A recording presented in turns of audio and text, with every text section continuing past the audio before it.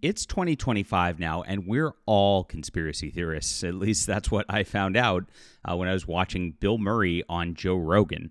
Pretty wild stuff that he gave on his interview right here, showing that nobody's trusting the mainstream media anymore. Even those who have been in the Hollywood elite are starting to speak out. And I think, when you get to be this old, you don't care anymore, you don't need your clout anymore, and you could just call it like it is. And that's kind of what went on here, but it's absolutely wild all the same.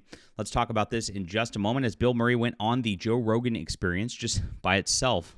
That's a big thing. Please hit the like and subscribe button and join us here, everybody. I am a science fiction, fantasy, and comic book writer, my friends. My name's John Belushi, and I am making an awesome just alternative to mainstream entertainment. You can get on my newsletter right here, get 3 free books, a graphic novel, a science fiction novel, and a fantasy novel, something for everybody. Don't miss my new releases. Contact with me, guys. This is good stuff right here.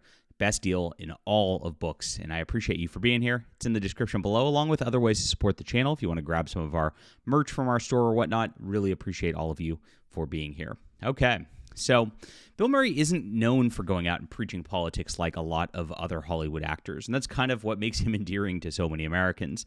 People like this, and when you just act like a normal person, it resonates, and that's why I think people left and right enjoy Bill Murray's work, whereas, a lot of these starlets these days just don't like to have half the country even watch their stuff, and they're failing as a result. Now, like many other actors, his appearance on Joe Rogan, though, is kind of a political statement itself, because as much as Joe Rogan is, happy to interview anybody, he has lots of stars all over the spectrum here. His endorsement of Donald Trump and having Donald Trump on during the election really triggered a lot of the left. So just going on this is just saying, screw you, radical left. Don't care what you're thinking about me at this point. I'm going to go on the relevant podcast. And that's a big statement. Now, if you think about just that, that's something like somebody in a big, prominent Hollywood position probably wouldn't have done 5 years ago. If Joe Rogan was so instrumental in that election, we would have not seen anything like this. It feels like the tide has turned. This is another one of those tide has turned situations where we can see this stuff. I don't know if I'm overanalyzing this, but if you agree, let me know in the description below. If you don't, let me know why too.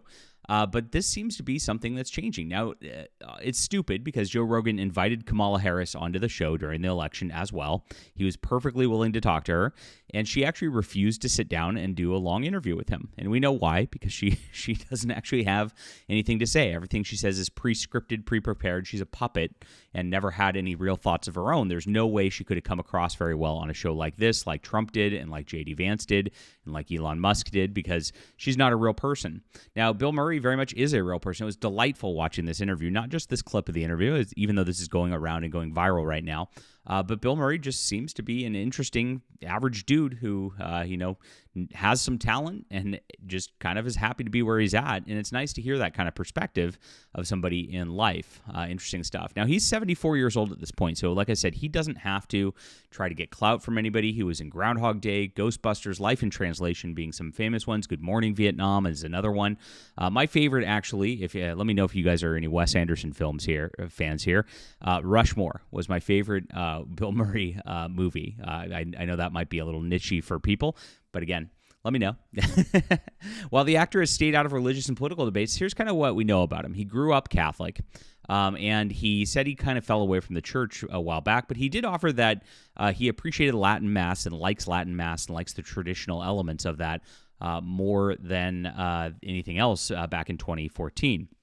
Which is, again, an interesting statement in and of itself. I think Americans at this point are craving tradition, are craving some sort of structure, because our society's just been so haphazard over the last 30 years under the Democrat regime.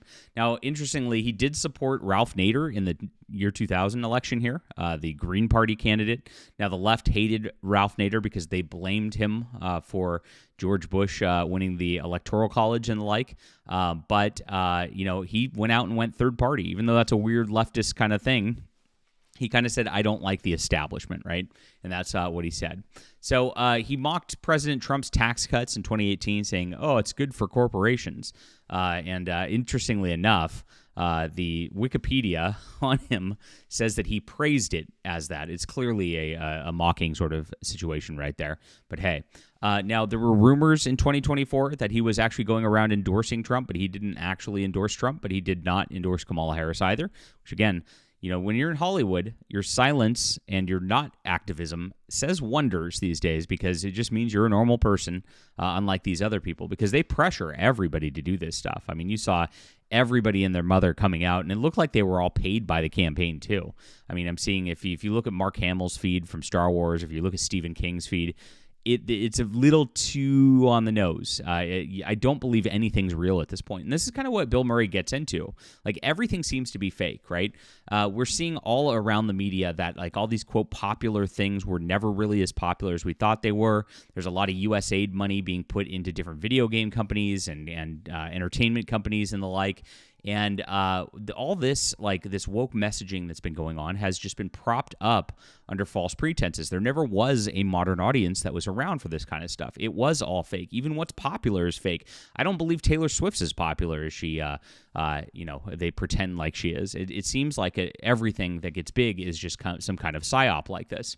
And so Bill Murray's kind of noticing this. And he noticed it, he said, at first, because he was reading some Bob Woodward work on John Belushi, another great actor who died too young.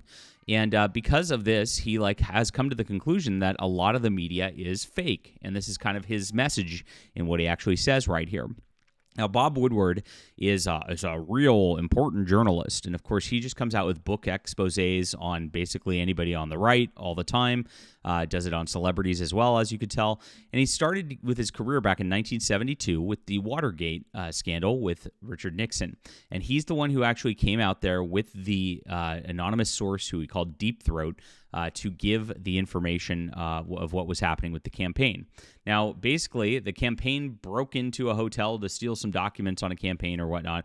That was the big scandal, and it wasn't Nixon who ordered it. Nixon wasn't even aware of it, but because it was his campaign, he stepped down anyway, right?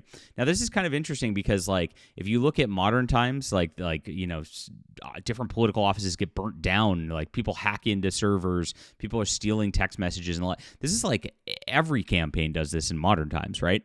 And so Nixon stepped down just because he had a lot of pressure, and the media created this pressure narrative based on Bob Woodward's quote investigation on this. So was it real, or was he completely set up? This is what Murray says on the situation. He says this. He says, when I read Wired, which is the Bob Woodward sort of expose on John Belushi's life, allegedly, the book written by what's-his-name Woodward about Belushi, I read 5 pages of Wired, and I went, oh my God, they framed Nixon. Now that seems like a weird leap of logic right there, but if you're, just reading it, but it's not. He's saying Bob Woodward wrote this, and clearly he was saying that Belushi was acting a certain way, like a complete drug addict, etc. That's why it was called Wired, right? And from Bill Murray's perspective here, when you get into it later in the interview, he actually says that John Belushi couldn't even have 4 beers without getting drunk. He was not much of a partier or anything like that. It was a complete lie. Now, he did die of an overdose, and that is absolutely true. And Bill Murray believes that was the first time the guy actually even tried the substance, which is a bummer, and that's a good reason to stay away from drugs like that, because you never know what's in them, and it's something that, of course, we would condemn here on the channel. But this is how he goes further. He says, all of a sudden, I went, oh my God, if this is what he writes about my friends who I've known half of my adult life, which is completely inaccurate, talking to the outer circle getting the story, what the hell could they have done to Nixon? I just felt like if he did this to my friend like this, if they did this to Belushi, then what he did to Nixon is probably soiled for me too. Yes, correct. And this is what these journalists do. They're all lazy. They all just go for the sensational headline all the time.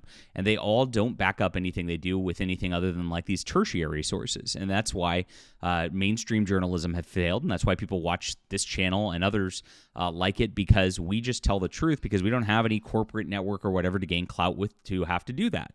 And that's exactly what's happened with people like Bob Woodward, who have been propped up by the mainstream journalist regime over the years. It's absolutely crazy for stuff. He says the 2 sources he had for Wired were so far outside the inner circle, it was criminal on the lack of diligent journalism in terms of John Belushi right there. So interesting stuff right here. And he actually, if you go back to this and you start to say, wait a minute, the Nixon thing might have been fake. A lot of the allegations against Trump are fake. All this stuff ends up being fake for their own narrative for the mainstream media. That's why we can't trust them for anything these days.